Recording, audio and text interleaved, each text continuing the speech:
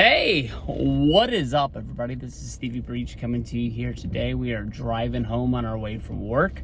Today, probably the biggest news in professional wrestling would be that TNA announced that they are going to be inducting Bob Ryder and Rhino into their TNA Hall of Fame. I can honestly tell you that the biggest hole in TNA's Hall of Fame has to be the fact that AJ Styles has not been inducted yet.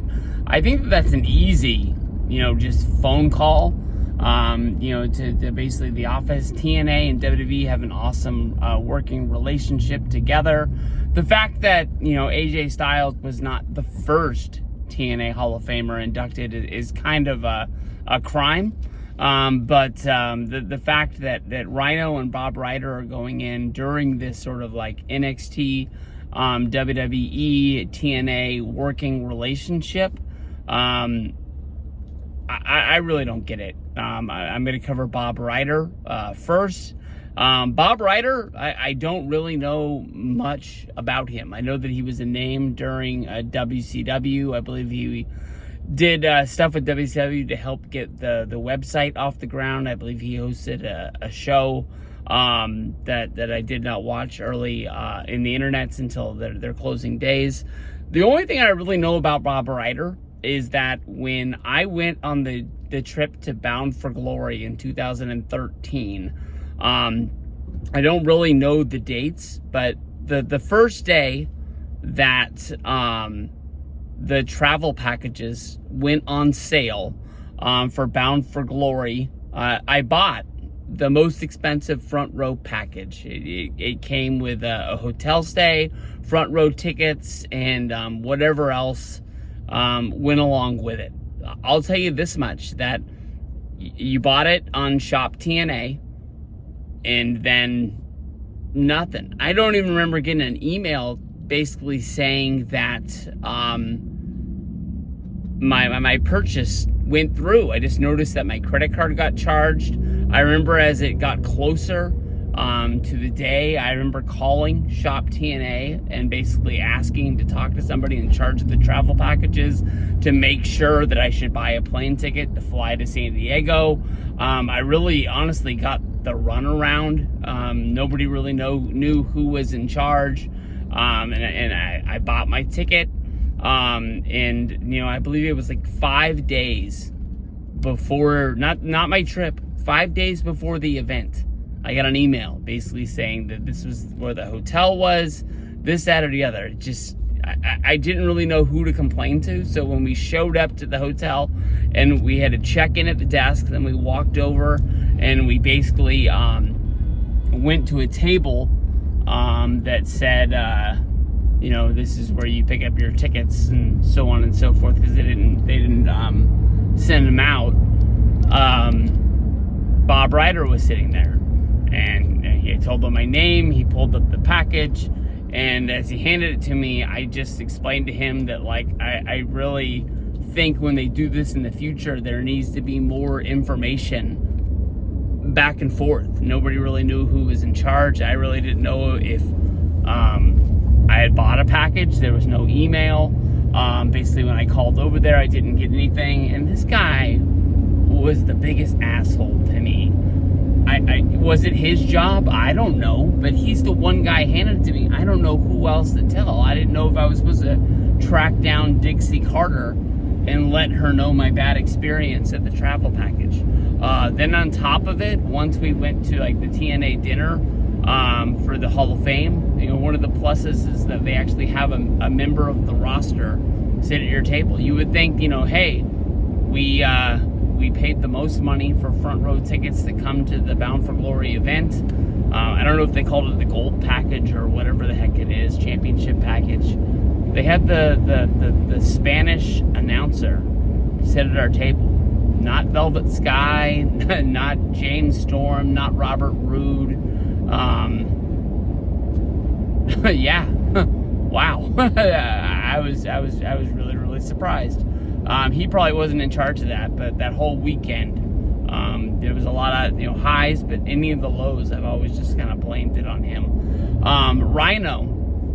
Wow, 5 minutes in, I apologize. Rhino going into the TNA Hall of Fame. I'll tell you the truth. Since Rhino left WWE and went to TNA, I really can't tell you what he's done. But if anybody deserves to be a wrestling Hall of Famer that is out there that hasn't been, put into some sort of a Hall of Fame, it needs to be Rhino. I think that there will come a day when Rhino is put into the WWE Hall of Fame. Like I said, once again, with the working relationship that is currently going on with WWE and TNA, it could even be this year that he's able to go in. But when you think about Rhino, he was a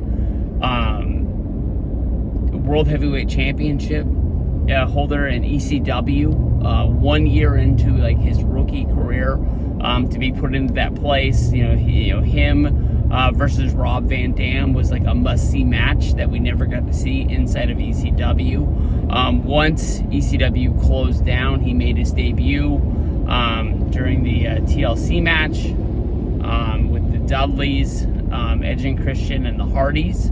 He sort of came in, and because of the Canadian connection, he joined up with Edge and Christian, and in that same match we had Spike as well as Lita, to sort of make it, instead of like tag teams, now we had trios, and it just brought a new layer to their deal.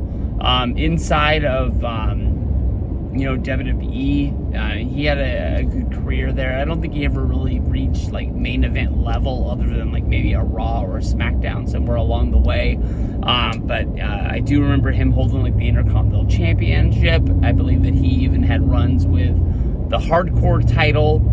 He ended up, getting fired because him and what would become his like ex-wife had an argument publicly inside of the hotel entranceway, and I think it believed that he ended up, picking up like a vase and breaking it, and the encounter happened right in front of Stephanie McMahon. I think the writing was on the wall that he needed to have his time and his place, where he left the company for a while. He ended up getting another run where he came back to the company. In the meantime, he worked for TNA. I think you can most really remember his, I think it was like a scaffolding match, which just looked at as like, if it wasn't for the reverse battle royal, one of the worst ideas in TNA history. But Rhino, the dude was the man for a big guy. The guy can still move around with speed to this day. When it comes to like who had the best spear, his gore was one of the best finishers there was in history of wrestling. I think it would go right up there with like the likes of like Goldberg. But he had the company of ECW put on his back at such a young age. He did independence in Canada before coming there, but the only being like 1 year on the main event scene of being an ECW at the time, to be tapped on the shoulder and be like, hey, you're gonna carry the belt, was one hell of a deal. The guy could go. The guy was fucking awesome. I think it's awesome. We've seen the likes of the Dudleys, Sting, Kurt Angle, go into the TNA Hall of Fame, and then after their time in TNA was done, go back to WWE and be put into the WWE Hall of Fame. So, we've seen it work before, but it's not like this is the end of the road for him. But I really think that, that just like I think that there has to be a day when AJ Styles goes into the TNA Hall of Fame, I think that Rhino going into the WWE Hall of Fame is going to come. But, coming up, Bound for Glory pay-per-view during that weekend, getting him into the Hall of Fame is going to be freaking awesome. I even think that Earl Hebner, a lot has come and gone. Now we're into the Triple H era. Whatever happened between him and Vince with the bad blood that got him and his brother fired. I think the story at the time was that he was selling bootleg merch merchandise at their store that they owned, I believe in the Baltimore area. I think that Hebner will get in someday. I think he deserves it. He was like the head referee, for so long. As far as I know right now, no referees have been put into the WWE Hall of Fame, but maybe they give him the Warrior Award, or something like that. But I think Hebner's like a big enough name, especially with like the you screwed Brett, you screwed Vince, bull crap. I think he can handle just being put in the Hall of Fame as a name on his own. He doesn't need to have like the Warrior Award slapped on there. So congrats, Rhino. See you guys around.